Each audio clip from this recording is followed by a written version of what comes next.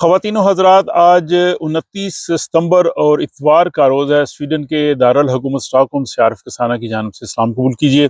आज की स्वीडन की डायरी में स्वीडन के हफ्ते भर की अहम खबरें और रिपोर्ट्स जो पेश की जा रही हैं, उनमें ये रिपोर्ट भी शामिल है कि क्या छुट्टी के दिन या अगर आप सेमेस्टर पे हॉलीडेज़ पे हों तो क्या आपका बॉस आपको जॉब पे बुला सकता है, आपसे रब्ता कर सकता है, कानून इस हवाले से क्या कहता है।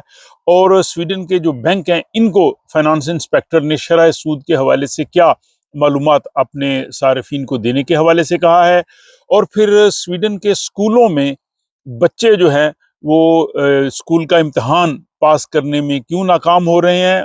इसके अलावा स्वीडन के शुमाली शहर खलेफ्तियों में जिन लोगों के जॉब्स वहाँ पे ख़त्म हुए हैं, उनकी क्या सूरत हाल है। और दारुल हुकूमत स्टॉकहोम में ट्यूबरकुलोसिस यानी टीबी फैलने की जो खबरें हैं, उसकी तफसील क्या है। तो चलते हैं जनाब स्वीडन की डायरी की जानब। लेकिन इससे कबल आप लोगों के लिए एक इतला कि अगला व्लॉग जो आज ही आप शाम को देख सकेंगे, उसमें स्वीडन में मुकीम एक अहम शख्सियत से बड़ी अहम मुलाकात हुई है। वो 44 साल से 44 ईयर से स्वीडन में रह रहे हैं और वो बड़ा ही दिलचस्प व्लॉग होगा। मैं आप सबसे ज़रूर रिक्वेस्ट करूंगा कि आज शाम को वो अपलोड किया जाएगा, उसे आप ज़रूर देखिएगा।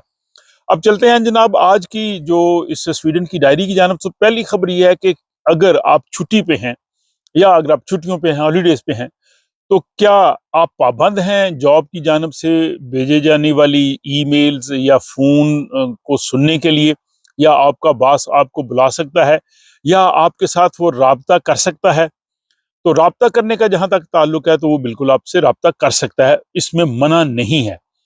लेकिन वो आपको पाबंद नहीं कर सकते कि आप ऑफिस टाइम के बाद ईमेल या उनका मैसेज पढ़ें। मसलन अगर शाम 6 बजे तक आपका जॉब है, इसके बाद आपको मैसेज आ जाता है, हफ्ते इतवार को आ जाता है, अगर आपको वो छुट्टी है या अगर आप छुट्टियों पे हैं, तो वो आपको मैसेज तो भेज सकते हैं, लेकिन आप पाबंद नहीं है उसको पढ़ने का। लेकिन क्या वो आपको काम पे बुला सकता है अगर बहुत ज़रूरत हो? तो उस सूरत में ये है कि आपको वो मजबूर तो नहीं कर सकते। लेकिन अगर कोई ऐसी सिचुएशन आ गई है जिसमें आपको वो बाकायदा ऑर्डर देते हैं कि आप आएं, तो फिर आपको आना पड़ेगा। लेकिन आना तब पड़ेगा जब अगर आप उनका मैसेज पढ़ेंगे या अगर आप उनका फ़ोन उठाएंगे। अगर आपका उनका फ़ोन ही नहीं उठाते, मैसेज ही नहीं पढ़ते, तो कानूनी तौर पे आपके खिलाफ वो कोई बात नहीं कर सकते। इसलिए ये आप पे मुनसर है कि आप इसको किस तरह से लेते हैं। ये मुख्तलिफ जॉब्स पे वहाँ की सूरत हाल के हवाले से होता है। कुछ लोग बिल्कुल तैयार होते हैं, जी ठीक है, हमें हफ्ते इतवार को भी मैसेज आ जाए तो हम सुन लेंगे, हम जॉब पे चले जाएंगे।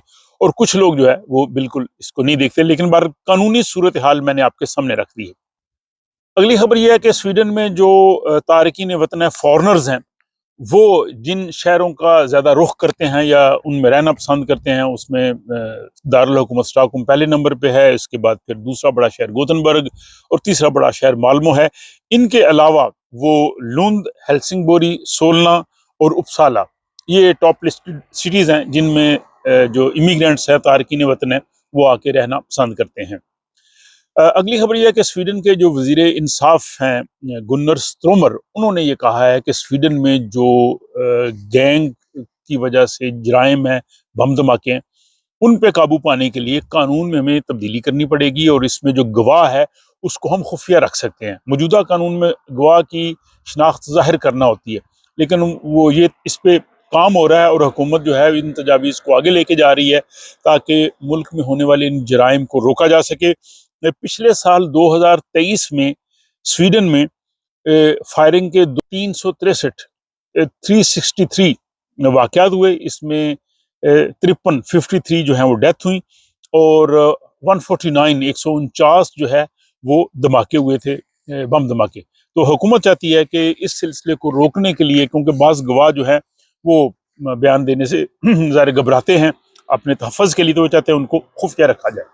स्कैंडिनेवियन एयरलाइंस यानी एसएएस जो है वो स्टॉकहोम से 3 रूट जो डोमेस्टिक हैं, स्वीडन के अंदर हैं, उनको जो है वो वक्ती तौर पे जो है वो उनको रोक रही है वहाँ की फ्लाइट्स। इसमें सुनसवाल थिम्ब्रो है, रुनेबी है और एंगलहोल्म है। तो इन 3 शहरों के लिए आर्लंडा से जो फ्लाइट्स हैं वो जो है वो रोकी जा रही हैं। गुज़श्ता व्लॉग में आपको ये बताया था कि स्टॉकहोम काउंटी की जो गवर्नर हैं अन्ना शिनबेरी बात्रा, انہوں نے جو کاؤنٹی کونسل ہے لینس دی ریلسن ہے، اس میں انہوں نے جو ہے وہ 2 لوگوں کو آؤٹ آف ٹرن جو ہے وہ دی تھی ملازمت، اور جس کے بعد یہاں کا جو محتسب ہے پارلیمانی محتسب، انہوں نے ان پہ تنقید کی، انہوں نے کہا جی انہوں نے خلاف قانون کام کیا ہے۔ اور اس کے بعد جو ہے وہ حکومت نے، پہلے تو انہوں نے کہا تھا کہ وہ اپنا گورنر کا عہدے پہ برقرار رہیں، لیکن اب حکومت نے انہیں کہہ دیا ہے کہ انہیں یہ گورنر کا عہدہ چھوڑنا ہوگا، کیونکہ انہوں نے قانون کے خلاف کام بھی کیا، اور جو اعتماد تھا حکومت کا وہ بھی انہوں نے مجروح کیا۔ تو اب ظاہر ہے وہ اسٹاک ہوم کے گورنر کے عہدے سے جو ہے وہ علیحدہ ہو جائیں گی۔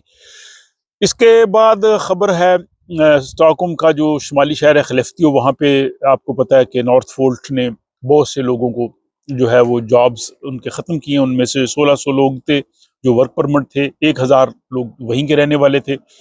اس حوالے سے وہاں کی کمیون بھی پوری کوشش کر رہی ہے، حکومت بھی کوشش کر رہی ہے، وزیر روزگار بھی وہاں پہ گئے ہیں، مائیگریشن بورڈ بھی اس میں انوالو ہے، لیکن جو وزیر ہیں روزگار کے، ان نے واضح کیا ہے کہ فوری طور پہ ان کے جو ورک پرمٹ کا قانون ہے اس میں ہم تبدیلی نہیں کر سکتے، ان کے پاس وہی جو قانون کے مطابق 3 مہینے اس میں ہی وہ جاب ڈھونڈیں، کیونکہ قانون کو تبدیل کرنا اتنا آسان نہیں ہے۔ لیکن اس میں حکومت اور جو وہاں کی جو یونین ہے آئی ایف میٹل، وہ پوری کوشش کر رہی ہے کہ ان لوگوں کو کسی نہ کسی طرح سے کمپنسیٹ کیا جا سکے۔ اگلی خبر اسٹاک ہوم سے ہے، جہاں پہ 200 کے قریب بچے جن کے بارے میں امکان ہے کہ وہ ٹیوبرکلوسس ٹی بی کے جراثیم جو ہیں ان کو منتقل ہوئے ہیں۔ ہیلتھ کیئر میں کوئی شخص تھا جس کو ٹیوبرکلوسس تھی، اور جس کی وجہ سے یہ سارا کچھ ہوا ہے۔ اب وہ ان تمام بچوں کی سکریننگ کر رہے ہیں تاکہ یہ پتہ چل سکے کہ کیا وہ ٹیوبرکلوسس کا شکار تو نہیں ہے۔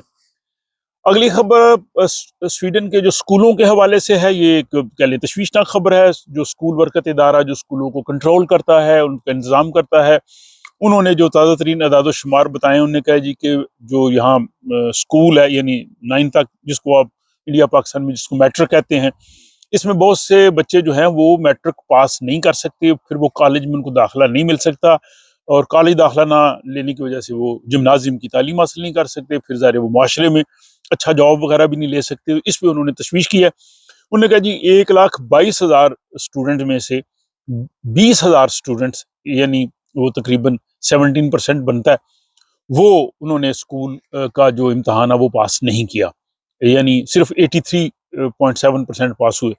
تو انہوں نے کہا کہ بہت بڑی تعداد ہے، اور اس حوالے سے ہمارا جو اسکولوں کا نظام ہے اس کو بھی بہتر بنانے کی ضرورت ہے۔ انہوں نے کہا جی کہ جن بچوں کے والدین اعلیٰ تعلیم یافتہ ہیں ان بچوں نے گریڈز اچھے لیے ہیں، وہ پاس کر گئے ہیں، لیکن جن بچوں کے والدین زیادہ تعلیم یافتہ نہیں ہیں تو وہ بچے جو ہے وہ اسکول کا جو کہہ لیں تعلیم ہے وہ مکمل نہیں کر سکے۔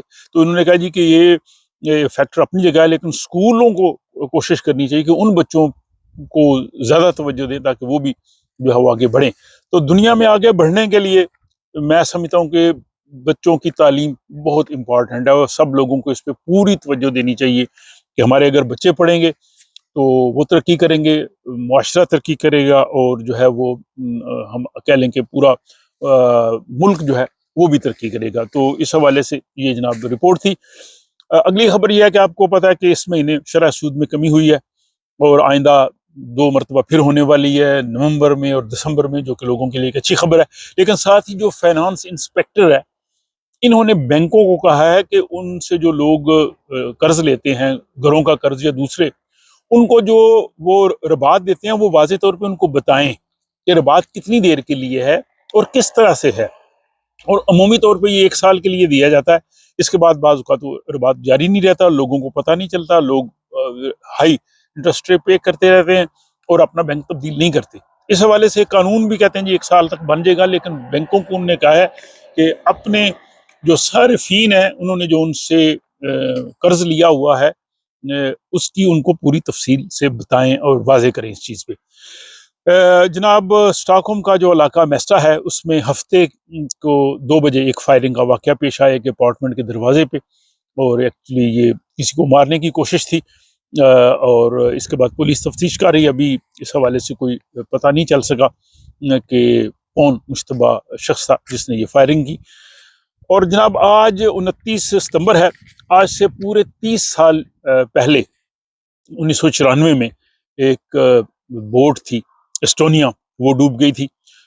اس میں سے 852 لوگ جو ہے وہ ہلاک ہوئے تھے.